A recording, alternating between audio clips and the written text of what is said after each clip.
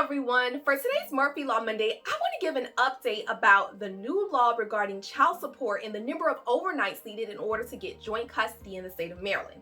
Now, the old law used to be that you only needed 128 overnights per year in order to be put on a joint custody schedule for purposes of establishing child support. What is a joint custody schedule? Joint custody, you have two calculator types in Maryland child support awards. They consider a myriad of factors that I can go over in another video, but the factors go into that. So things like the gross income of both parties, the after school or before care expenses for the child, any health insurance coverage that either party is covering, and then any extraordinary medical expenses that the child has that exceed $100 a month or year. So those numbers go into the calculator, and it's kind of like a T-chart, and then it spits out a requirement of child support based on the number of overnights that either parent has.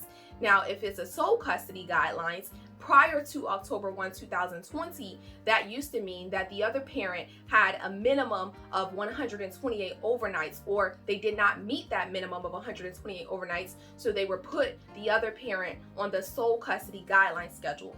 Now the law has changed, that is 92 overnights. That's right, from 128 to 92, which is a drastic difference and will drastically affect child support cases moving forward in the state of Maryland. Now, what does this mean for you? If you've been served with child support papers and the case was filed after October 1, then this applies to your case. If it was filed before October 1, then this unfortunately does not apply to your case. It also could potentially be a consideration for the court if a modification was filed after October 1, but you also have to show that there was a material and substantial change in child support that warrants the court to modify the order.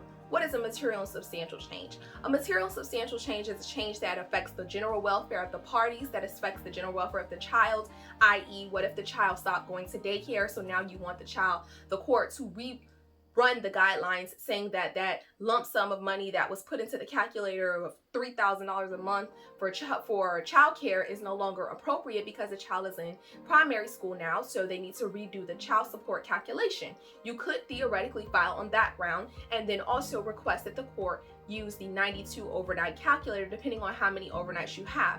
I always encourage parents who have been a recipient of a child support case to always file for custody, to establish a custody award, because it's going to just be your word against the other parties about the number of overnights. Whereas if you have a court order regarding custody, you can show the court, hey, this is my order. I have at least 92 overnights and I want you to use the joint custody schedule to reduce the child support by a number. Sometimes it's nominal and sometimes it's not. It just depends on those other factors that I listed earlier that go into the calculator to make that determination. I just wanted to give you guys this tidbit about this drastic change in the child support guidelines from 128 to now 92 overnights requirement for a year in the shared custody schedule. If you're in need of legal services in the state of Maryland or in the District of Columbia, please give my office a call, 240-493-9116 and www.amurphylegal.com. Thank you.